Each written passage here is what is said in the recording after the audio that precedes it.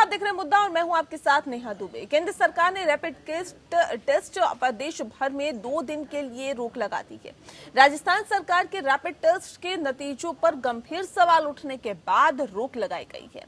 अब केंद्रीय टीमें इस टेस्ट के नतीजों की गंभीरता से जांच करेगी, उसके बाद ही अगले कदम का ऐलान किया जाएगा। जब रैपिड टेस्टिंग किट भारत पहुंची थी तो उम्मीदें थी कि जल्द से जल्द कोरोना पीड़ित व्यक्ति की पहचान हो पाएगी, लेकिन चीन से आई सभी किटों पर सवाल खड़े हो रहे हैं। मंगलवार को Indian council of medical research ने बयान दिया कि राज्य सरकारें अगले 2 दिन के लिए चीन से आई रैपिड किट का इस्तेमाल न करें। ऐसे में कोरोना के खिलाफ लड़ाई में भारत को बड़ा झटका लगा है।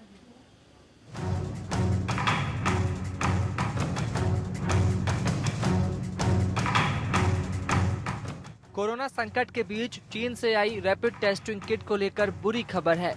राजस्थान में रैपिड टेस्ट किट कोरोना की जांच में फेल पाई गई है। इस टेस्ट किट से 1232 लोगों के टेस्ट किए गए।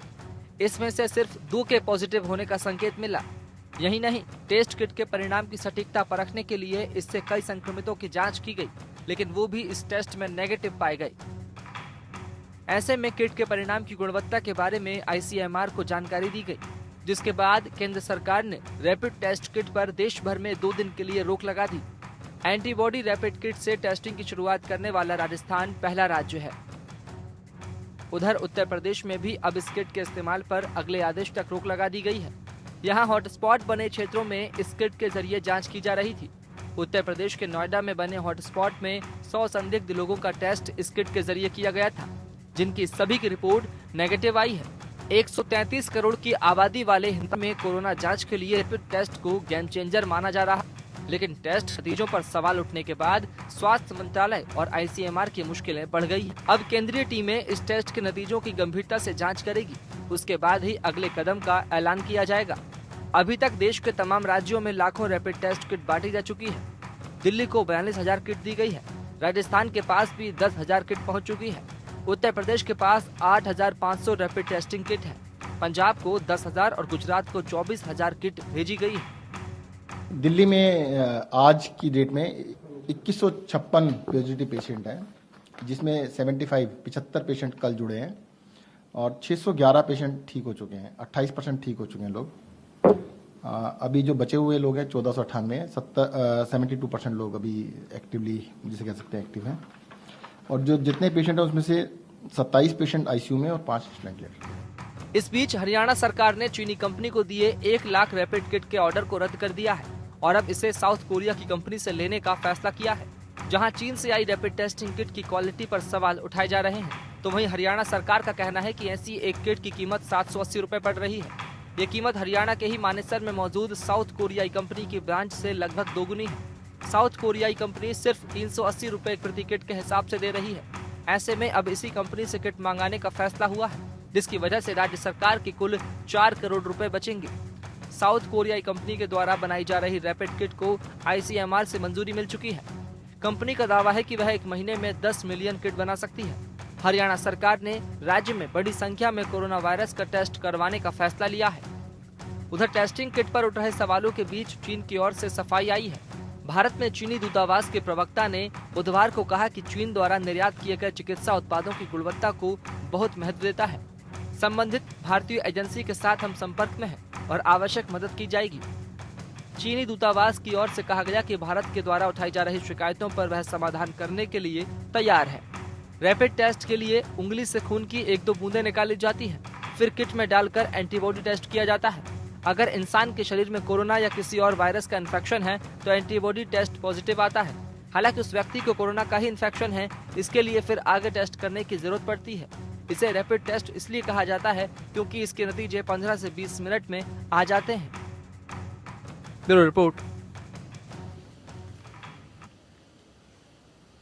जी हाँ, तो केंद्र सरकार ने रैपिड किट टेस्ट पर देश भर में 2 दिन के लिए रोक लगा दी है। राजस्थान सरकार ने रैपिड टेस्ट के नतीजों पर गंभीर सवाल उठाने के बाद अब कहीं ना कहीं ये कहा जा सकता है कि अब उस पर रोक लगा दी है और अब केंद्रीय टीम इस नतीजे पर पहुंची है कि इसे गंभीरता से लिया जाए और गंभीरता से जांच करेगी कि आखिर ये जो किट है वो सही नतीजे क्यों नहीं दे रही है और इसके लिए जो तमाम ऑर्डर्स दिए गए थे और किट मंगवाने के वो भी कैंसिल कर दिए गए हैं। इस पर हम तफसील से चर्चा करेंगे। हमारे साथ खास मेहमान मौजूद है, उनका आपसे तारुफ करा देते हैं। डॉक्टर संजीव चौबे जी हमारे साथ हैं, शंघाई चीन से सीधे हमारे साथ जुड़े हुए हैं। डॉक्टर संजीव, बहुत स्वागत है आपका। हमारे साथ सीधे डॉक्टर अंकित सिन्हा जी जुड़ गए हैं, यशोदा हॉस्पिटल में रेस्पिरेटरी मेडिसिन एक्सपर्ट है। बहुत स्वागत है आपका डॉक्टर अंकित। इसके साथ ही हमारे साथ डॉक्टर सुधीर गुप्ता जी भी जुड़ गए हैं, जो कि चेस्ट मेडिसिन एक्सपर्ट है। डॉक्टर सुधीर, आपका भी बहुत स्वागत है। लेकिन सबसे पहले शुरुआत दरअसल यहाँ हम करेंगे डॉक्टर संजीव चौबे के साथ, जो कि शंघाई चीन से हमारे साथ जुड़े हुए हैं। डॉक्टर संजीव, कितना बड़ा झटका दरअसल ये स्वास्थ्य मंत्रालय और आईसीएमआर के लिए माना जाए, क्योंकि जो चीन से किट मंगाई गई थी वो तमाम जो किट है उसके अंदर खामियां निकल के सामने आई है। उसके अंदर कहीं ना कहीं ये कहा जा सकता है कि शिकायत निकल के सामने आई है कि ये ठीक से जांच नहीं कर पा रही है। बिल्कुल सही कह रही हैं, क्योंकि अभी तक तो मैं जो देख रहा हूँ, यहाँ तक कि जो एपी सेंटर में जहाँ पे कंफर्म कोविड पॉजिटिव है पर टेस्ट रैपिड टेस्ट किट जो है वो नेगेटिव टेस्ट आती हैं, तो डेफिनेटली कुछ तो डिफेक्ट है किट के साथ और किट के क्वालिटी के साथ। तो ये बेसिकली एक सोशल स्टिग्मा भी फैलाएगा कि जो लोग जिनका टेस्ट नेगेटिव आ रहा है उसको भी गवर्नमेंट लॉकडाउन में रखी हुई है। तो मुझे लगता है कि आईसीएमआर को सोचना चाहिए, और जो बेस्ट किट जो अवेलेबल है वो साउथ कोरिया में है, और उनका मेथड भी थोड़ा टेस्ट अलग, के मटेरियल भी अलग। तो साउथ कोरिया मेरे ख्याल से ऑप्शन रहेगा। जी डॉक्टर संजीव, सवाल इस बात को भी लेकर है कि ठीक है, ये इन किट्स में कहीं ना कहीं खामियां निकल के सामने आई है, कई शिकायतें निकल के सामने आई है, लेकिन सवाल इस बात का है कि वुहान में भी क्योंकि बहुत सारे मामले सामने आए और किस तरह से वुहान में टेस्ट किया गया, किस तरह से वहां पर ये पहचान की गई कि हाँ इस शख्स को कोरोना पॉजिटिव है, इसको नहीं है, क्या वहां पर भी इस तरह के किट का इस्तेमाल किया गया था? ना, उस वक्त जब वुहान का इंसिडेंट हुआ था तो पूरे वर्ल्ड में कहीं नहीं था, कहीं पे मुश्किल से हार्डली 5-6 देश अफेक्टेड थे।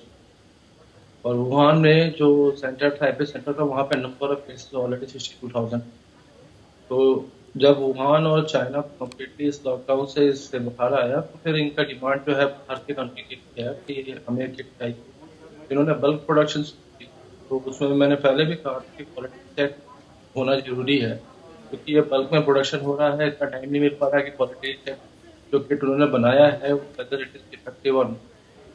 तो उस वक्त जो किट बनाए गए थे वो डेफिनेटली काफी कारगर साबित हुआ था। इसकी जो है with in time half month बाहर आ गया। बिल्कुल ठीक है डॉक्टर अंकित, क्योंकि ये आपको क्या लगता है ये जो किट है, क्योंकि बहुत उम्मीदें इस किट से थी कि अगर ये किट भारत में आती है तो जाहिर तौर पे बहुत जल्दी टेस्ट होगा, क्योंकि यहाँ पर लैब जिस तरह से कम है, जिस तरह से यहाँ पर टेस्टिंग कम हो पा रही है, और यही वजह है कि बहुत ज़्यादा ये चीज़ें निकल के सामने नहीं हो पा रही है कि आखिर कितने कोरोना पॉजिटिव भारत में है, या फिर जो संख्या है एग्जैक्ट निकल के सामने नहीं आ पा रही है। तो कितनी उम्मीदें इस किट से थी और क्या लगता नहीं है कि उन उम्मीदों पर पानी फेर दिया है चीन ने? क्वेश्चन पूछा कि जैसे ये टेस्ट रैपिड टेस्ट जो लाया गया था वो बेसिकली इसीलिए लाया गया था कि हम जो जहाँ पे भी एक अगर कोई इंडेक्स केसेस हैं उस केसेस के आसपास जो भी कॉन्टैक्ट है उनको हम जल्दी पहचान सकें। और मेरे ख्याल से डेफिनेटली जो कॉन्टैक्ट ट्रेसिंग करने के लिए हमें इसमें जरूर झटका मिला है, बट आईसीएमआर ने पहले ही बता दिया था कि ये कोई डायग्नोस्टिक टेस्ट नहीं है, ये डायग्नोस्टिक टेस्टिंग नहीं थी कि हम इसके बदौलत हम ये बताएंगे क्योंकि किसी पेशेंट को कोरोना का इन्फेक्शन हुआ है कि नहीं हुआ है। अब रैपिड एंटीबॉडी टेस्ट होता क्या है कि बेसिकली जब भी आपको कोई शरीर में इन्फेक्शन हुआ है और शरीर आपका जब वो रिस्पॉन्स कर रहा है तो उसमें रिस्पॉन्स में कुछ आईजीएम एंटीबॉडी और आईजीजी एंटीबॉडी डेवलप करती हैं, जो ये डेवलप करने में कम से कम 5 से 7 दिन लग जाते हैं। तो वो 5 से 7 दिन इसलिए आईसीएमआर को कह रहा था कि ये हम कॉन्टैक्ट ट्रेसिंग के लिए ज्यादा यूज करेंगे अभी के लिए, बनस्पत की हम इसको एज ए डायग्नोस्टिक टूल जैसे यूज करें। तो डेफिनेटली जो कॉन्टैक्ट ट्रेसिंग करने का होता है कि किसी एक इलाके में हुआ है अगर वहां पे और उस जगह पे हम जाएं और उस जगह के लोगों को अगर आईजीजी टेस्ट और आईजीएम पॉजिटिव आ रहा है तो हम बता सकते हैं कि शायद इसे भी इन्फेक्शन हुआ था और इसे भी क्वारंटाइन करने की जरूरत है। लेकिन अब जो ये टेस्ट जैसे राजस्थान में जब ये टेस्ट किया गया है वहां पे इसकी सेंसिटिविटी केवल 5.4% बताई गई, जहां पे वो टेस्ट पॉजिटिव से जो कोरोना आरटीपीसीआर उनका किया गया उसमें भी ये नेगेटिव आया है। तो डेफिनेटली जो कॉन्टैक्ट ट्रेसिंग जो अगला स्टेप हमारे ये देखना है आईसीएमआर और भारतीय जो हमें आगे देखने के लिए कि हम कॉन्टैक्ट ट्रेसिंग कर रहे हैं उसके जो कम्युनिटी ट्रांसमिशन को रोकने के लिए जो एक कॉन्टैक्ट ट्रेसिंग जरूरी था वो डेफिनेटली उसको जरूर झटका लगा है। बिल्कुल धक्का लगा है। लेकिन डॉक्टर सुधीर क्या लगता है ये कितनी बड़ी ये कहा जा सकता है कि दिक्कतें हमारे लिए हो सकती है, क्योंकि जिस उम्मीद के साथ इन किट्स को भारत में लाया गया या फिर जिस उम्मीद के साथ इस किट को मंगाया गया उन उम्मीदों पर तो पानी फिर गया है। लेकिन ऐसे में अगर इस पर विश्वास ही कर लिया जाता तो जाहिर तौर पर एक बड़ी समस्या आने वाले वक्त में पैदा हो सकती थी।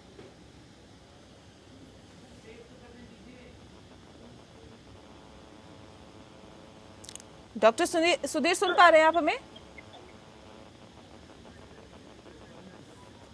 लगता है आवाज नहीं पहुंच पा रही है उन तक। लेकिन इस वक्त हमारे साथ डॉक्टर AK शुक्ला जी जुड़ गए हैं जो कि मेडिसिन एक्सपर्ट हैं कैलाश हॉस्पिटल में। शुक्ला साहब बहुत स्वागत है आपका।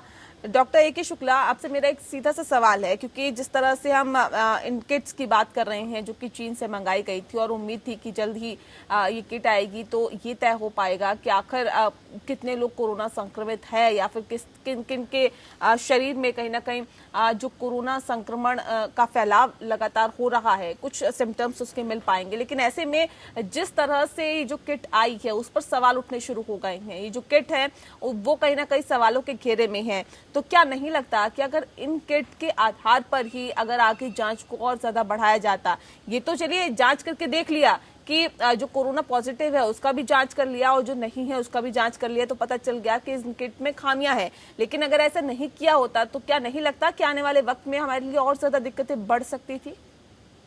देखिए, ऐसा है कि एंटीजन एंटीबॉडी जो किट होती है ये कभी भी परफेक्ट नहीं होती है, 100% कभी रिजल्ट नहीं दिखाती।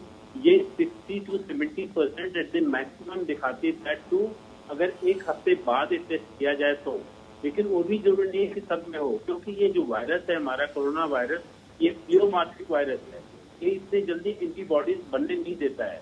इसमें किसमें बनेगा किसमें नहीं बनेगा ये भी नहीं मालूम है।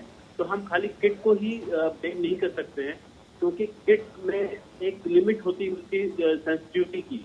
वो सेंसिटिविटी जब 60% है तो हम कैसे करते हैं कि वो 100 में 100% देगा, तो किसी में कम देगा किसी में अधिक देगा। तो this is not a full proof test in fact. और जो फुल प्रूफ टेस्ट है वो हमारा PCR ही है, रियल टाइम PCR। तो इसको तो हमने इसलिए मंगाया था कि जो जैसे हमने हॉटस्पॉट को एक उसको डिटेक्ट कर दिया, वहाँ के जो आसपास लोग हैं उनको टेस्ट करने के लिए था कि जिससे कि किसी को बहुत अधिक प्रॉब्लम न है। तो ये किट जो होती है थोड़ी सस्ती होती है इन कंपेरिजन टू PCR। तो ऐसे में ये होता है कि इससे टेस्ट करके पता चल जाएगा कि कितने में मतलब कितने लोगों में और इन्फेक्शन होगा या हो गया है। एसिम्प्टोमेटिक जो जिसको बोलते हैं asymptomatic progression of this disease, तो उसके लिए किट थी। तो किट से हम कभी भी ये नहीं कर सकते कि हमको फुल प्रूफ टेस्ट लेगा। और इसलिए हर जगह का वेरिएशन आ रहे हैं, कहीं पर 4.5 दिखा रहा है, कहीं 10% दिखा रहा है, कहीं 15% दिखा रहा है।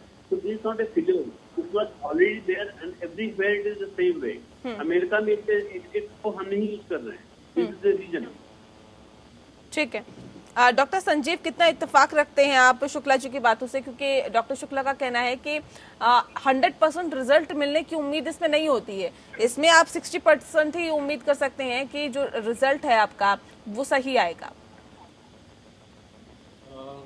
मैं बिल्कुल इस टेस्ट की कोई स्पेसिफिसिटी और सेंसिटिविटी 60 to 70%, इसका फॉल्स पॉजिटिव और फॉल्स नेगेटिव नहीं जो है वो भी इतना ही है। तो जब कोई टेस्ट की अगर स्पेसिफिसिटी और सेंसिटिविटी 60 और 70% के बीच में रहती है, it can not be a very accurate test. यहाँ पे इन्होंने काम किया था टेस्ट के अलावा जिस केस उनको सस्पिशन था, तो they also did chest for that, और सिटी चेस्ट करके जो है इन लोगों ने जो है उससे भी कंफर्म किया था। तो अगर मान लीजिए टेस्ट में हमारे पास नेगेटिव रिपोर्ट्स आ रहे हैं, तो उस सिचुएशन में हमें ये है कि फर्दर इन्वेस्टिगेशन हम लोग प्रमोट कर सकते हैं कि we cannot rely on this 2 kits RTPCR जो रियल टाइम रिएक्शन और टेस्टिंग वाली जो जो आईटीएम करती है, उस पर हम रिलाई नहीं कर सकते कि उसका सेंसिटिविटी बहुत कम है, दोनों ही कम है। तो उससे बेटर रहेगा कि हम थोड़ा और फर्दर इन्वेस्टिगेशन करें और यहाँ तक कि सीवीसी को भी इवैल्यूएट करें, इससे भी करता है। प्लस के अलावा अब स्कैन अगर सस्पेक्टेड स्कैन भी किया जा सकता है, इससे मिल जाता है कि स्टार्टिंग हुई है या नहीं।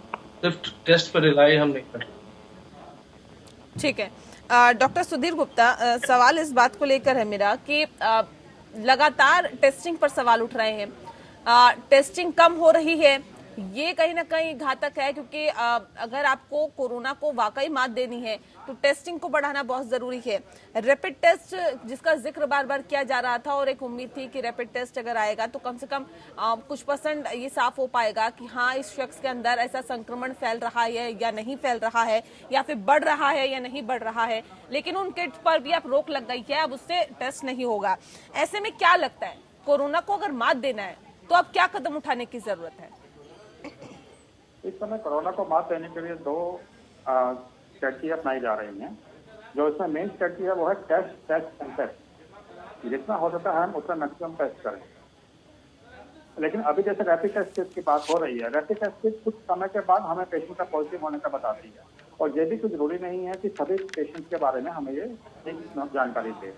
आज ही जैसे सुबह पेपर में खबर आई थी कि अमेरिका में भी जो रैपिड टेस्ट किट उन्होंने किए हैं, जो अमेरिका में जो इन्होंने रोगी हुए हैं, जो बीमार हुए हैं, उनके ठीक होने के बाद जब एंटीबॉडी टेस्ट किए जाए तो उसमें भी 30% लोगों ने उसमें एंटीबॉडी माउंट ही नहीं किए हैं कि उनको हम बोलते हैं कि वो इम्यून हो गए हैं, यानी कि उसमें एंटीबॉडी नहीं है।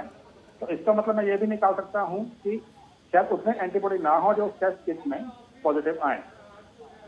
Rapid test kit mainly surveillance के लिए है, क्योंकि एक जगह पे कोई केस आता है तो वहाँ के आसपास के बहुत सारे लोगों को फटाफट टेस्ट करके हम ये पता कर सकते हैं कि उनको कुछ इन्फेक्शन तो नहीं है। लेकिन यह इन्फेक्शन भी तभी पॉजिटिव आएगी अगर वो इन्फेक्शन कम से कम 5 से 7 दिन पहले हो चुकी हो। अगर हम उससे पहले टेस्ट कर लेंगे तो टेस्ट नेगेटिव आएंगे। डेफिनेटली रैपिड टेस्ट सर्विलेंस के लिए अच्छा टूल है, और इससे जल्दी पता लग जाएगा कौन कौन से लोगों को इन्फेक्शन हो चुकी है, जब इन्फेक्शन होने की संभावना है। और जब पॉजिटिव आता है उसमें पीसीआर चेक करना चाहिए। पीसीआर से ही पता लगेगा कि वो इस समय संक्रमित है या वो इन्फेक्शन के बाद ठीक हो चुका है। तो इससे ये कहना कि टेस्ट कम हो रहे हैं, टेस्ट तो कम नहीं हो रहे, जितने संसाधन है उसके हिसाब से टेस्ट बहुत अच्छे हो रहे हैं, टारगेटेड पॉपुलेशन में हो रहे हैं। लेकिन डेफिनेटली रैपिड टेस्ट की अनअवेलेबिलिटी से या इसके फेल होने से इसको झटका जोर लगा है। लेकिन मुझे उम्मीद है कि जल्दी ही आईसीएमआर इसके ऊपर जांच पूरी कर लेंगे और रिवाइज गाइडलाइन।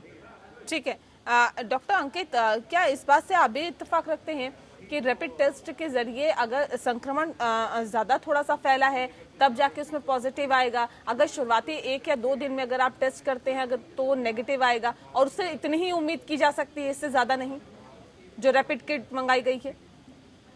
ये एक साइंटिफिक बेसिस होता है किसी भी टेस्ट करने का, और रैपिड जो कोई भी रैपिड टेस्ट होते हैं वो बेसिकली आपका शरीर जो है वो कितना आईजीएम और आईजीजी एंटीबॉडी बना रहा है, उसका रिस्पॉन्स आने में कितना समय लग रहा है। और ये कोविड-19 में ये समय जो है वो 5 से 7 दिन है। तो कोई भी व्यक्ति अगर इन्फेक्टेड हुआ है, उसको 1 या 2 दिन हुए या 3 दिन हुए हैं, अगर उस समय अगर हम ये रैपिड एंटीबॉडी टेस्ट करेंगे तो वो नेगेटिव ही आना है, उसको नेगेटिव ही आनी है।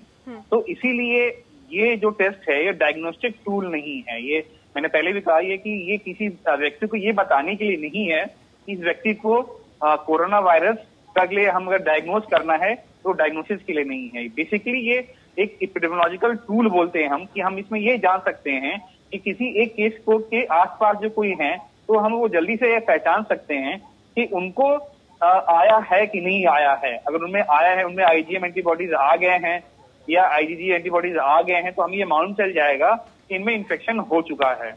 और अगर नहीं आया है तो फिर हमें क्वारंटाइन करके अलग तरह से आरटीपीसीआर टेस्ट कराने की जरूरत पड़ेगी। तो डेफिनेटली ये एक कॉन्टैक्ट ट्रेसिंग के लिए और एज ए एपिडेमियोलॉजिकल टूल के लिए है, ना कि डायग्नोसिस के लिए है। ये चीज हमें समझना पड़ेगा। बिल्कुल। लेकिन डॉक्टर अंकित, अब जो मामले सामने आ रहे हैं, तकरीबन हमने देखा कि पिछले दिनों कुछ मामले सामने आए हैं, कुछ के ज्यादातर मामले ही कह सकते हैं, क्योंकि उसके अंदर अब लक्षण निकल के सामने नहीं आ रहे। ना मरीज को खांसी है, ना जुकाम है, ना किसी तरह का शरीर में दर्द है, ना बुखार है, बावजूद इसके वो शख्स कोरोना पॉजिटिव है। तो ऐसे में संभालना और ये समझना और ये जानना कि किस शख्स का कोरोना टेस्ट किया जाए, किसका नहीं, कौन संक्रमित हो सकता है, कौन नहीं, ये कितनी बड़ी सिरदर्दी बनती जा रही है। डेफिनेटली देखिए, एसिम्प्टोमेटिक कैरियर, जैसे आईसीएमआर ने भी 3 दिन पहले कहा था कि 80% केसेस जो आ रहे हैं वो एसिम्प्टोमेटिक या बहुत मामूली लक्षण हैं। और ये चीज ऐसा नहीं है कि नया है। अगर सारे अगर केसेस देखे आप, चाइना में जो वुहान में जो केसेस हुए हैं उनमें उन्होंने पहले ही बताया था कि 80% केसेस जो हैं वो मामूली होंगे, जिसमें लक्षण बहुत कम होंगे। 15% केसेस में सांस फूलना और ऑक्सीजन की जरूरत पड़ना होता है, और 5% जो है वो आईसीयू की रिक्वायरमेंट होती है, जहां पे वो वेंटिलेटर और बाकी चीजें होती हैं।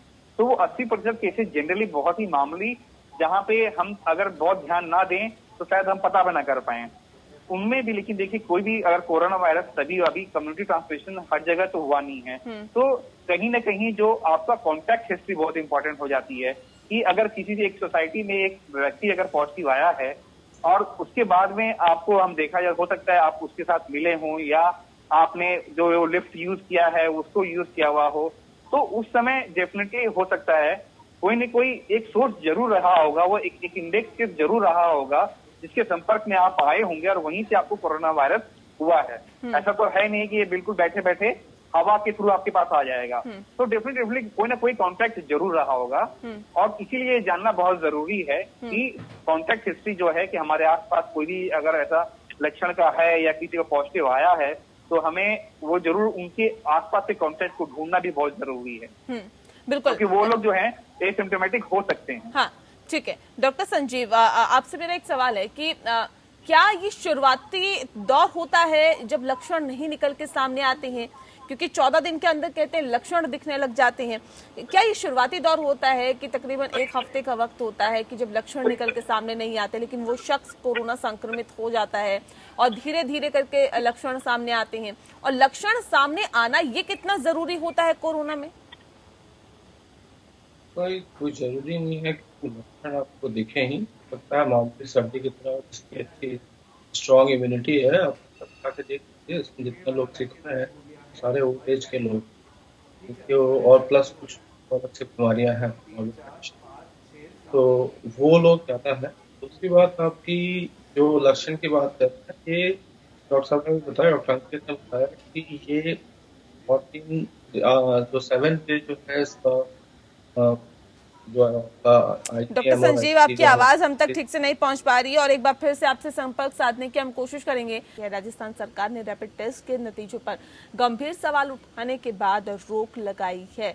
अब केंद्रीय टीम इस टेस्ट के नतीजों की गंभीरता से जांच करेगी और उसके बाद ही अगले कदम का ऐलान किया जाएगा। इस पर हम लगातार चर्चा कर रहे हैं क्योंकि इन किट से बहुत ज्यादा उम्मीदें थी। क्या उन उम्मीदों पर पानी फिर गया है? क्योंकि ऐसे में एक बड़ी जनसंख्या वाला देश किस तरह से बाकी तमाम चीजें संभालेगा, किस तरह से कोरोना के क्योंकि लक्षण सामने नहीं आ रहे हैं, तो ऐसे में किस तरह से इस समस्या से निपटा जाएगा, इस पर हम लगातार चर्चा कर रहे हैं। डॉक्टर संजीव, सवाल मेरा आपसे ही था ब्रेक पे जाने से पहले कि किस तरह से फिर पहचाना जाए, क्योंकि कोरोना के लक्षण निकल के सामने नहीं आ रहे हैं, तो ऐसे में ये कितनी बड़ी सरदर्दी हो जाती है ये जानना, ये पहचानना कि किस शख्स का टेस्ट किया जाए और किसका नहीं। देखिए, ऐसा है कि अगर 7 डे नॉर्मली एंटीबॉडीज डेवलप हो जाती हैं, तो अगर जिस हिसाब से जो स्थिति है, अगर ये वीक पॉजिटिव भी आ रहा है, ये एक हल्का सा लाइन शैडो दिख रहा है, तो उसको भी हम ऑब्जर्वेशन में रख के उसको सर्टेन इंटरवल पे चेक कर सकते और उसके सिम्टम्स को मॉनिटर कर सकते, क्योंकि अभी हमारे पास कोई ऑप्शन है नहीं कि जो किट्स हैं वो सारे नेगेटिव दिखाते हैं। तो अगर वो सारे नेगेटिव दिखाती है, कुछ अगर हमें वीक पॉजिटिव कुछ भी दिख रहा है कि थोड़ा सा पॉजिटिव है, उसको हम कंसीडर कर सकते हैं, क्योंकि हो सकता है जो किट में जो केमिकल और जो बनाया गया है एंटीबॉडी कैच करने के लिए, वो काफी कम मात्रा में हो, और इसकी वजह से जो है वो एक्यूरेट जो है आपको रिजल्ट नहीं मिल पाता। दूसरी बात यह है कि अभी हमारे पास कोई ऑप्शन नहीं है कि हमने एक और हमारा जो जितने भी किट्स हैं हमारे अपने आईसीएमआर को पूरा डिटेल स्टडी करना चाहिए और इसके बाद जो है फिर इसको अप्रूवल पे फिर इसको जो है पब्लिक लॉन्चिंग पे लाना चाहिए। और जो ऑलरेडी कंफर्म केसेस हैं उन पे तो नजर रखना ही है, साथ में जो अभी लॉकडाउन का प्रोसेस होगा उसको चलना चाहिए, क्योंकि अभी तो 2-3 दिन तो भी और लगेंगे, ज्यादा ही टाइम लग जाएगा क्योंकि खेती हमारे सारे फॉल्ट आ गए। बट इतना तो यही है कि यहाँ पे भी वीक पॉजिटिव आएगा, कुछ लोगों को एंटीबॉडी बने भी नहीं, 30% केसेस में एंटीबॉडीज तो बने ही नहीं। तो जब एंटीबॉडीज नहीं बने तो इसका मतलब है और लोग संक्रमित थे, तो इसका मतलब है कि अगर वो उनका इम्यून सिस्टम इतना वीक था जिसकी वजह से एंटीबॉडी नहीं बना पाए, और या फिर ये था कि किसकी इशू होगी, तो ये दो चीजें हो सकती हैं। तो अब ये देखना है कि किस एज सेगमेंट में ये जो है नेगेटिव दिखा रहा है, कि ये सारे लोगों को नेगेटिव दिखा रहा है या ओल्ड एज वाले को नेगेटिव दिखा रहा है या बच्चों को नेगेटिव दिखा रहा है या 20 to 40 वालों को नेगेटिव दिखा रहा है, ये इस पर स्टडी करनी चाहिए। ठीक है, चलिए इस बीच हमारे साथ कनिष्क यादव जी जुड़ गए हैं, नर्सिंग ऑफिसर है, कोविड वार्ड में पोस्टेड है, एम्स में फिलहाल हैं। कनिष्क जी बहुत स्वागत है आपका। सवाल मेरा ये है कि जिस तरह से रैपिड टेस्टिंग किट से बहुत उम्मीदें थी, भारत उम्मीद लगाए बैठा था कि जब ये आएगी तो बहुत तेजी से टेस्टिंग होगी, कम से कम ये तय हो पाएगा कि अब किसका कोरोना टेस्ट हो किसका नहीं, तो कम से कम ये तो उससे कहीं ना कहीं क्लियर हो जाता। तो ऐसे में क्या भारत की उम्मीदों पर पानी फिर गया है? हेलो, मेरी आवाज जी। उम्मीदों पे तो पानी नहीं फिरा, ये है कि हमें थोड़ा सा इंतजार करना पड़ेगा और इंतजार कर में अच्छे आउटकम आते हैं तो वो हमारे देश ठीक रहेगा। तो हमें ये किट अगर कुछ इशू तो की प्लानिंग आगे हो जाएगी, जैसे डॉक्टर बता रहे हैं कि हम इसमें कुछ चेंजेस लाएंगे और ये डायग्नोस्टिक नहीं है, बट ये लॉन्ग टर्म में जाके इसको थोड़ा सा लाभ लाके ये काम आएगी। जी ठीक है। Doctor A K. शुक्ला जी, सवाल मेरा आपसे है, क्योंकि अगर हम देखें जिस तरह से टेस्टिंग किट की अगर हम बात करें या फिर हम ये बात करें कि जो लक्षण है वो लोगों के नहीं दिख पा रहे हैं, ऐसे में ये कहीं ना कहीं एक बहुत बड़ी सरदर्दी है कि किसका टेस्ट किया जाए किसका नहीं, क्या माना जाए, क्योंकि अभी ये भी कहा जा रहा है कि कोरोना पॉजिटिव ऐसे कई लोग सामने आए हैं जिनमें लक्षण नहीं आए, तो क्या ये शुरुआती दिनों में ये लक्षण नहीं आते, उसके बाद ये लक्षण आना शुरू होते हैं? क्योंकि कई केसेस सर ऐसे भी आए हैं जिनके 14 दिन के बाद लक्षण निकल के सामने आए हैं, तो किस तरह से, और ये कितनी बड़ी सरदर्दी फिलहाल ये कहा जा सकता है कि आईसीएमआर के लिए और स्वास्थ्य विभाग के लिए है? सरदर्दी नहीं है, कोई भी इन्फेक्शन अगर पकड़ता है तो उसका एक इंक्यूबेशन पीरियड होता है। जो कोविड-19 का इंक्यूबेशन पीरियड है वो 0 to 7 days है, it can extend up to 14 days।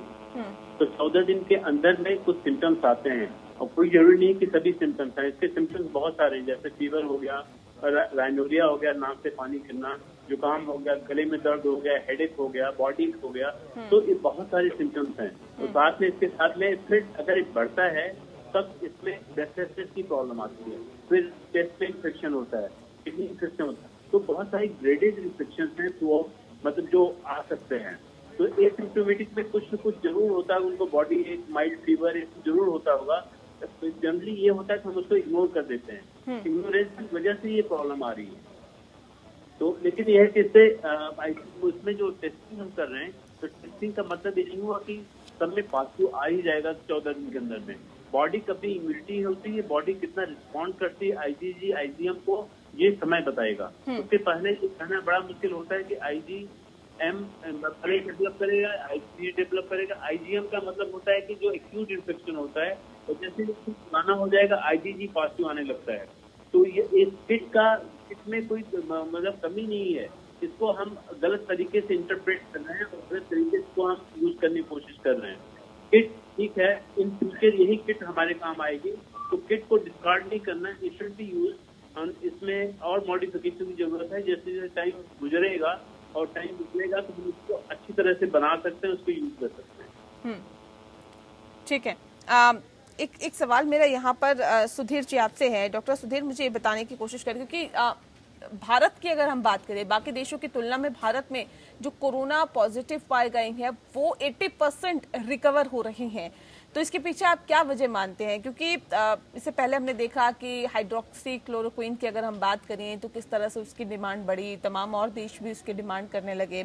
आप क्या वजह इसके पीछे मानते हैं? क्या ऐसी कुछ दवाई है जिसकी वजह से रिकवर जो प्रतिशत है वो इतना है, या फिर वजह कुछ और इसके पीछे आप मानते हैं? मुझे आपने सही कहा कि अभी तक जो हमारा जो रिकवरी रेट है, जो पेशेंट रिकवर हो चुके हैं और जो एक्टिव केसेस नहीं है, उसमें रिकवरी रेट हमारा 80% के आसपास है, जो बाकी देशों की तुलना में से बहुत अच्छा है। लेकिन यहाँ पे ध्यान देने लायक ये बात भी है कि जो हमारा रिकवरी रेट है, जो पेशेंट है वो सभी हॉस्पिटल में है।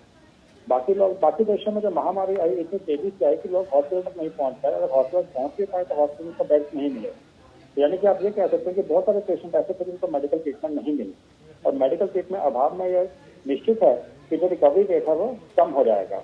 और दूसरी बात, जो एक्टिव कही जा सकती है, हाइड्रोक्लोरोक्विन की बात कही जा रही है, तो वो इस बार भी कोई रैंडमाइज कंट्रोल ट्रायल नहीं हुआ जिसका मैं क्या तरीके कोई जादू की बत्ती है, जादू की दवा है जिसका लेते ही पेशेंट बिल्कुल ठीक हो जाएगा। हाँ, डेफिनेटली इसका कुछ रोल कहा जा रहा है, लेकिन ये इसका ट्रीटमेंट नहीं है। ठीक है। और तीसरी बात जो क्यास लगाया जा रहा है कि शायद हिंदुस्तानियों की इम्यूनिटी थोड़ी ज्यादा है, लेकिन अब ये कहना कि इम्यूनिटी ज्यादा है या कोई और कारण है बहुत मुश्किल है।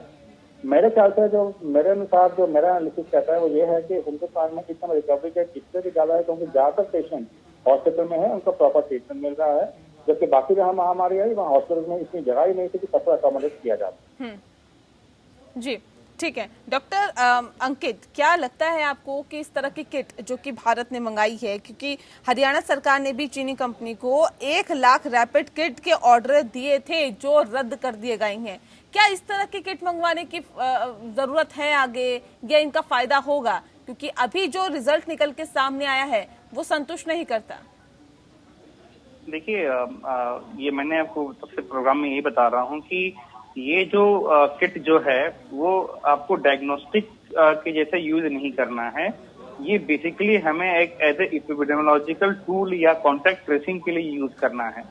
ये हम इसलिए रहे हैं कि हम ताकि जैसे लॉकडाउन खुल दे या उससे पहले हम जान सकें कि आगे जो हमारे जो भी पेशेंट, जो ये हमारे पास 20,000 पेशेंट्स हैं उसमें से 3,000-4,000 रिकवर कर गए, तो बाकी जो पेशेंट बचे हैं उनके जो कॉन्टैक्ट कौन कौन से आए थे और उनमें आने के बाद में किसको सिम्टम है नहीं है, उसको हम एक पूरा कॉन्टैक्ट ट्रेसिंग कर सकें। शायद इसीलिए जो ICMR, ये WHO हुआ चाहे CDC, किसी भी देश में इसे एज ए डायग्नोस्टिक टूल जैसा यूज नहीं किया जा रहा है। तो सबसे इम्पोर्टेंट चीज यही है समझना है कि ये डायग्नोसिस के लिए नहीं है, ये केवल कॉन्टैक्ट ट्रेसिंग और एपिडेमियोलॉजिकल टूल के जैसे यूज करने के लिए। ये कहा है कि अभी राज्य सरकारें 2-3 दिनों तक इसका इस्तेमाल ना करें। बेसिकली जो ICMR का कहना है कि इसे 2 दिन, क्योंकि अभी जो राजस्थान में किया गया वो उन्होंने देखा कि हम जो किट मंगाया गया था, जो भी वो किट का बैच था, उसमें वो जो टेस्ट, जो पॉजिटिव टेस्ट थे उनकी भी किया गया, तो उसमें केवल 5.4% पे ही सेंसिटिविटी दिखा रही है, तो जो काफी कम है। तो शायद इस बैच, ये जैसे डॉक्टर आपको हम कह रहे थे, भी कह रहे थे कि हमें ये देखना पड़ेगा कि ये किस में किया गया है, ये ओल्ड एज में किया गया है, ये सारा, इसलिए 2 दिन में वो डाटा उनको सारे देखने पड़ेंगे। जो भी टेस्ट किए गए हैं वो यंग में किया गया है या ओल्डर एज में किया गया है, जहाँ एंटीबॉडी रिस्पॉन्स आ ही नहीं पाई थी या वो रिकवरी फेज में जा चुके थे, तो वो सारी डाटा एक बार देखना पड़ेगा और उस हिसाब से फिर ये बताया जाएगा कि ये जो किट आई थी वो खराब किट थी, वाकई में खराब थी, या हमने जो जिसमें ये करना चाहिए था उस पे ना करके हमने किसी ऐसी जगह पे किया जहाँ चांसेस वैसे भी कम थे करने के लिए, वो देखना पड़ेगा। बिल्कुल, ये तो देखने वाली बात ही है। लेकिन रैपिड टेस्ट किट पर शिकायत जिस तरह से आई है उस पर चीन की भी सफाई आई है। उन्होंने कहा है कि मामला गंभीर है और भारत की मदद करेंगे, जितनी संभव हो सके उतनी मदद की जाएगी। डॉक्टर संजीव इसे किस तरह से देखते हैं? हालांकि जांच का विषय है, जिस बात का जिक्र डॉक्टर अंकित कर रहे हैं कि किस सिचुएशन में, किस स्थिति में इसका टेस्ट है वो किया गया, लेकिन इस बीच जब ये भी एक शिकायत पर कहीं ना कहीं चीन ने सफाई दी है, तो इसको भी तो दरकिनार नहीं किया जा सकता। वो तो अपने गवर्नमेंट टू गवर्नमेंट लेवल पे बात चल रही होगी और वो इस पर अपना डिस्कशन करेंगे। इसमें मैं तो इसमें कुछ ज़्यादा इंटरफेयर नहीं कर सकता, लेकिन आपको मैं प्रीवियस क्वेश्चन का आंसर देना चाहता हूँ। जो आपने पूछा था कि डॉक्टर साहब से कि ये जो कुछ मरीज जो ठीक हो रहे हैं, तो मेरे पास ये डेटा पड़ा हुआ है। अगर आप देख रहे हैं नागालैंड, मिजोरम, जो नॉर्थ ईस्ट साइड है, ये आपका बिहार और क्या बोलते हैं हिमाचल, उत्तराखंड, झारखंड, उड़ीसा, इधर नंबर ऑफ केसेस काफी कम है और नंबर ऑफ डेथ्स भी काफी कम है। ये सारे जो है मलेरिया प्रोन एरिया है। तो इन्होंने मलेरिया प्रोन में सबसे ज्यादा जो हाइड्रोक्लोरोक्विन हम यूज नहीं करते हैं, क्योंकि गाँव वगैरह में तो खाना क्यों नहीं लेता है। तो tramaquin itself is a main booster. तो अगर आप कंपेयर करें वन साइड ऑफ इंडिया, जो बिहार और इस साइड के हैं, और जिस साइड में मलेरिया का इंसिडेंस बिल्कुल कम है, उधर नंबर ऑफ केसेस भी ज्यादा है। दैट्स व्हाई आप अफ्रीका अगर चले जाएं, तो अफ्रीका में मैक्सिमम मलेरिया के केसेस होते हैं और वहाँ पे भी नंबर है जो नंबर ऑफ केसेस काफी कम देखे गए हैं। तो डेफिनेटली ये मेडिसिन का रोल तो है ही, जो इम्यून बूस्टर का काम करता है। और हो सकता है कि इस पर भी स्टडी होनी चाहिए कि इनकी जो हाफ इम्यून बूस्टर है और उसकी कितनी हाफ लाइफ है अगर बॉडी में लॉन्ग टर्म यूज किया गया तो। रिगार्डिंग आप जो क्वेश्चन, आप come back to the question जो आपने पूछा कि टेस्टिंग किट के लिए, तो डेफिनेटली अगर इतना बड़ा फेलियर है तो उससे पहले हम फेलियर बोलने से पहले हम पहले अपने लेवल पे जांच लें और अपने लेवल पे ताकि हमारे पास एक डेटा रहे, और इस डेटा को फिर वो गवर्नमेंट टू गवर्नमेंट अपना जो है जो भी इनको नेगोशिएशन करना है, बात करना है, वो कर सकते हैं इस बेसिस पे कि ये टेस्ट जो है टेस्ट कितने मतलब ये है सेंसिटिव है, और अगर नहीं है इसके क्या इम्प्रूवमेंट की जरूरत है, based on that we can change.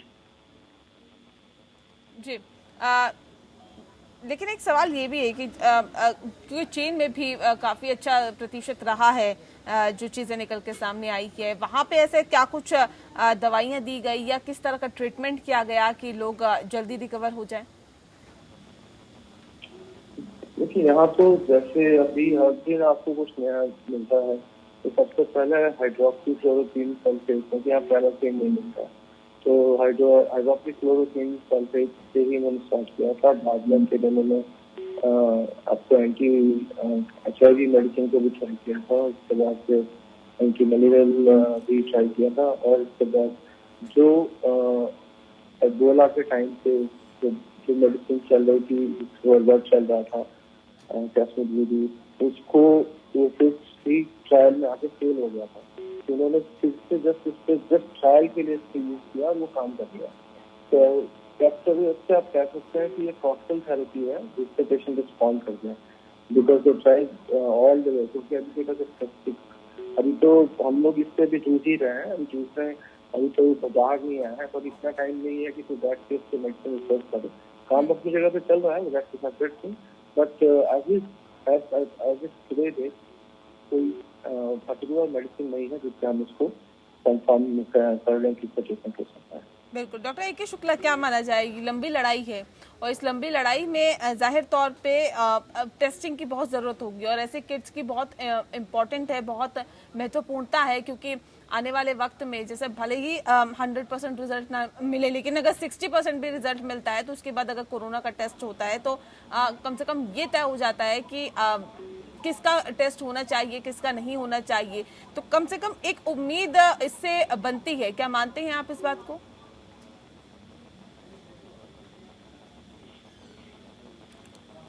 Doctor Shukla, सुन पा रहे हैं आप हमें? या जी। आप क्वेश्चन रिपीट करेंगे, एक्चुअली आवाज नहीं आ रही थी। सवाल मेरा ये है कि जिस तरह से लगातार कोरोना संक्रमित मरीजों की संख्या बढ़ती जा रही है, इस बीच जो किट की हम बात कर रहे हैं, रैपिड टेस्ट जिससे हो रहा है, क्या आपको लगता है कि भले ही 100% रिजल्ट ना आ रहा हो, लेकिन अगर 60% भी आ रहा है तो कम से कम ये तय हो जाता है कि किसके अंदर संक्रमण कुछ हद तक फैल रहा है, तो उसके बाद अगर कोरोना टेस्ट किया जाता है तो कम से कम ये कहा जा सकता है कि कुछ मदद मिलती है इस तरह की किट से? देखिए, बिल्कुल मिलती है, बिल्कुल। ये खाली कोरोना के साथ ही नहीं है, ये औरों बीमारियों के साथ भी है। जैसे आपको एक सिंपल एग्जांपल देता हूँ, जैसे टाइफाइड फीवर है, टाइफाइड में भी हम ये antibody antigen kit immediately use करते हैं। बहुत सारों में पॉजिटिव आ जाता है। तो पॉजिटिव आ जाता है, उसके बाद उसके साथ ही हम बाकी भी टेस्ट भेजते हैं, जैसे आपने सुना होगा विडाल टेस्ट, ब्लड कल्चर, ये सब चीजें होती हैं। तो उसमें एक आइडिया तो लग जाती है इमीडिएटली कि हाँ ये सब चीजें मतलब टाइफाइड हो सकता है। हाँ। ऐसे ही कोविड-19 के साथ भी होगा यही चीज। और लेकिन जैसे जैसे बताया था आपको कि जैसे जैसे टाइम निकलता जाएगा, हमारी किट मॉडिफाई होती जाएंगी, बॉडी एक तरह से इम्यून सिस्टम बनता जाएगा, हर्ड इम्यूनिटी होती जाएगी लोगों के अंदर, तो वैसे वैसे इस टेस्ट का जो फायदा है बहुत अधिक मिलेगा, सबको मिलेगा। और हम फिर उसको लोकलाइज कर सकते हैं, इसको हो रहा है, किस एरिया में हो रहा है, और उसको हम आगे कैसे फर्दर टेस्ट कर सकते हैं। क्योंकि इसका जो रियल टाइम पीसीआर है that is again not 100% sensitive, again it is 70 to 80% sensitive। ऐसे ही हर एक टेस्ट की एक लिमिट होती है, और वो कई बार होता है कि इमीडिएटली पॉजिटिव नहीं आता, वो स्लोली पॉजिटिव आता है। वो डिपेंड करता है बॉडी इम्यून सिस्टम के ऊपर। तो इसको हम किसी चीज को उसको हम नेगेटिव नहीं लेना चाहिए, और इस टेस्ट को हमको आगे प्रोग्रेस करना चाहिए, बढ़ाना चाहिए, और इसको हमको टेस्ट जरूर करना चाहिए। जितना भी पॉजिटिव आता है उसको हम फिर कंफर्म कर सकते हैं फ्रॉम रियल टाइम पीसीआर। बिल्कुल। ये लॉन्ग, क्योंकि हमारी ये बेल्ट मतलब जो बैटल है आज का नहीं है, हमको तो बहुत सालों साल हमारे साथ कोरोना वायरस रहेगा, ये खत्म नहीं होगा इतने जल्दी। लेकिन यह है कि हम इसको आगे जितना प्रिकॉशन लेके चलेंगे उतना हमारे लिए बेनिफिशियल रहेगा, उतने जल्दी हम इसको कंट्रोल कर सकते हैं, उतने जल्दी हम इसका ट्रीटमेंट निकाल सकते हैं। इसलिए इसके लिए बिल्कुल होपलेस होने की जरूरत नहीं है। We should fight back and fight back में ठीक है कनिष्क, ठीक है सर, ओके।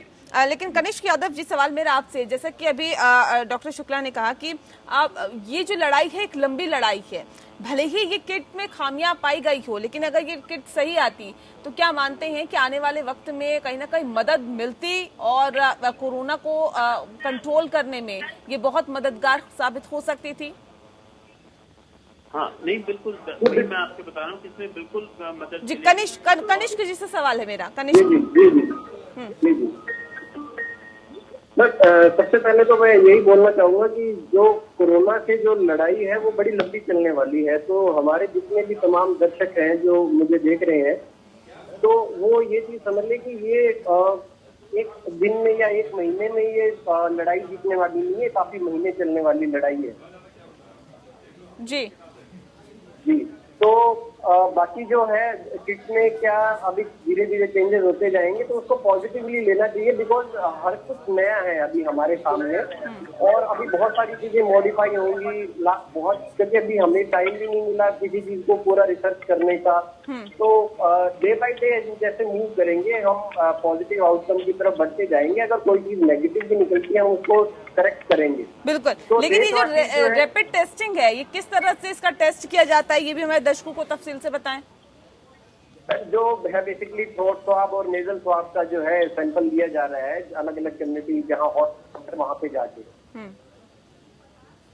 जी जी बिल्कुल, टेस्ट किया जा रहा है और सैंपल लेकर फिर उसका टेस्ट किया जाता है। ठीक है, लेकिन सवाल ये है डॉक्टर अंकित, लेकिन सवाल इस बात को भी लेकर उठ रहे हैं कि भाई अगर टेस्टिंग अगर ज्यादा नहीं होगी तो जल्द से जल्द कोरोना पर नकेल कसना आसान नहीं होगा, क्योंकि सरकार लगातार कोशिश कर रही है, प्रशासन लगातार कोशिश कर रहा है, पुलिस वाले अपने स्तर पर कोशिश कर रहे हैं, डॉक्टर्स लगातार लगे हुए हैं, लॉकडाउन कर दिया गया है। लेकिन क्या लग रहा है कि कोरोना पर अगर नकेल कसनी है तो सबसे महत्वपूर्ण कदम क्या है? देखिए, सबसे महत्वपूर्ण कदम अभी जैसे हमने लॉकडाउन कर रखा हुआ है, और लॉकडाउन के साथ ही जो अगर हम देखा जाए तो इसमें जो टेस्टिंग जो है बहुत इंपॉर्टेंट रोल रखता है, डेफिनेटली रखता है। और शायद इसी वजह से अगर आप देखें लास्ट कुछ समय से जो हमारी टेस्टिंग की जो संख्या है वो लगातार 30, 35, 40 हजार और कभी किसी दिन 50 हजार भी जा रही है। तो जो इंडियन पॉपुलेशन को देखते हुए हम ये कह सकते हैं कि मात्रा आपको ये बहुत कम नहीं है, ठीक ठाक मात्रा में जिनको भी सिम्टोमेटिक हैं हम 130 करोड़ की जनता का सबका टेस्ट नहीं कर सकते हैं। तो जो भी सिम्टोमेटिक लग रहा है और जो भी इस तरह के पेशेंट्स आ रहे हैं उनको एक प्रॉपर जो है हिस्ट्री लेकर जो हम पूछ रहे हैं और उसके बाद उनका जांच करा रहे हैं। तो जहां भी जिनको भी जांच की आवश्यकता है, जो भी सामने आ रहा है, उसकी जांच जरूर हो रही है।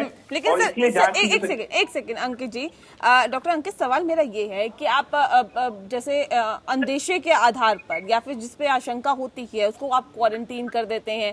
क्वारंटीन में ये तय करते हैं कि इसको कोई लक्षण तो नहीं है, अगर लक्षण होता है तो फिर आप उसका टेस्ट करवाते हैं। सर मेरा तो वही सवाल है घूम फिर के कि लक्षण तो आ ही नहीं रहे हैं तो फिर टेस्ट नहीं होते हैं तो उसको क्वारंटीन टाइम उसका खत्म हो जाता है, वो सामान भी लेने जाता है, बाकी लोगों से कांटेक्ट में भी आता है।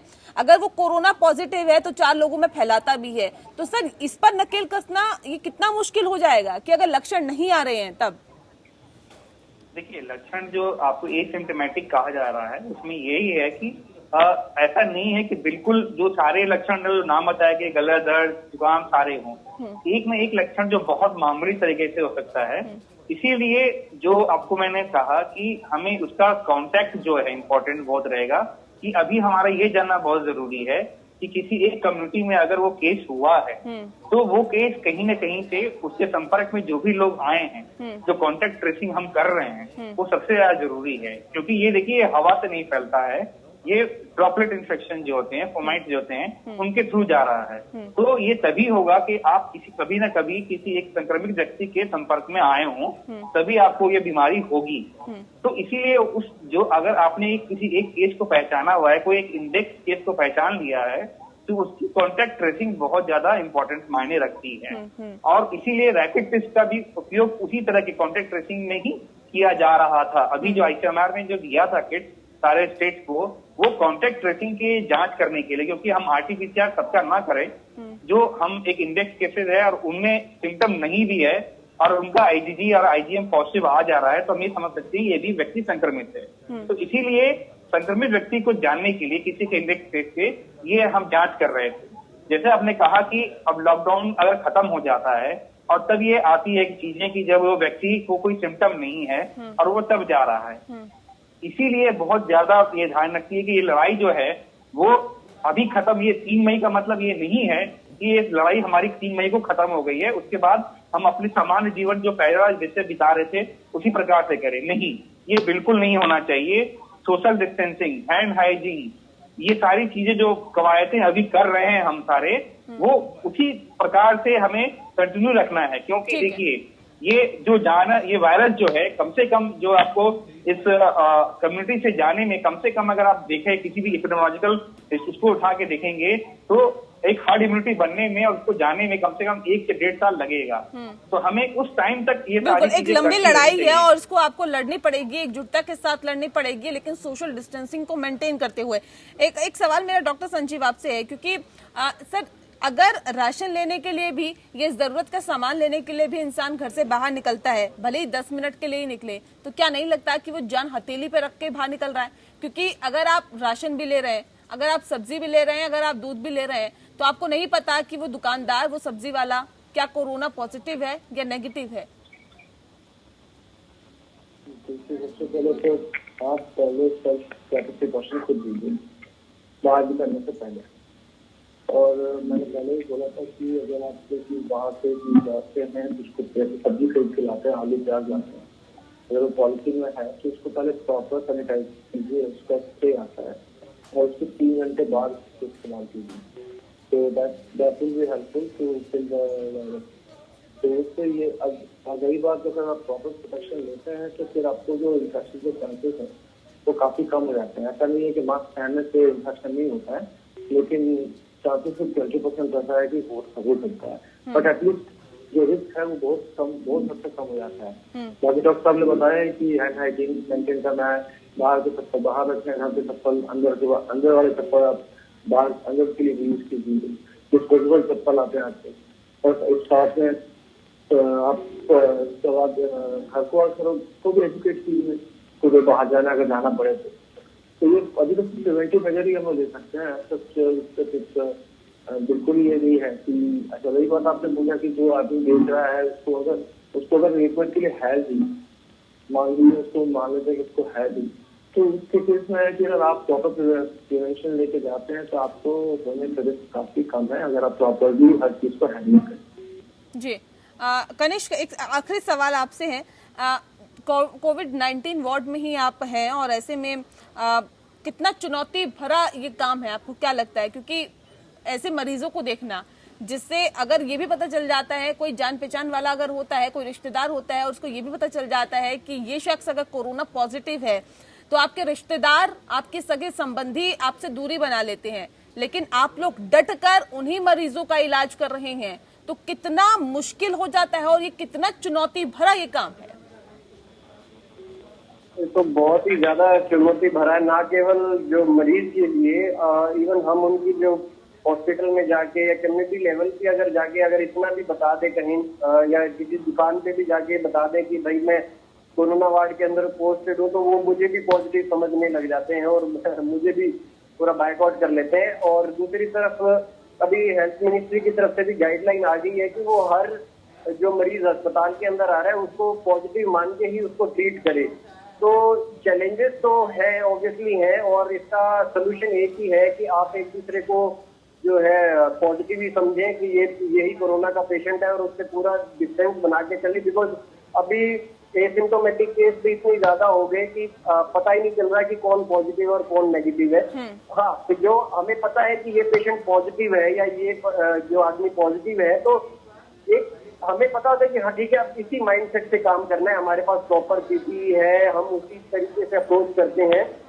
प्रॉब्लम वहां आती है जहाँ पे जो जिसका डायग्नोज नहीं हुआ उनको उनसे बातचीत करने में, क्योंकि वहां पे क्या है कि बेसिकली हमें थोड़ी प्रॉपर पीपी भी, हम कहीं ना कहीं मेंटली भी रिलैक्स हो जाते हैं, हमारे जितने भी साथी हैं कई बार कि नहीं ये अभी तक क्लियर तो हुआ नहीं कि पॉजिटिव है नेगेटिव है, तो एक कहीं ना कहीं हम कंफर्ट जोन में चले जाते हैं। लेकिन हेल्थ मिनिस्ट्री की तरफ से क्लियर कट आ गया है कि आप सबको पॉजिटिव मान के चले, बाकी हमें प्रॉब्लम हो रही है, वो होगी भी, वो जेन्युइन प्रॉब्लम है।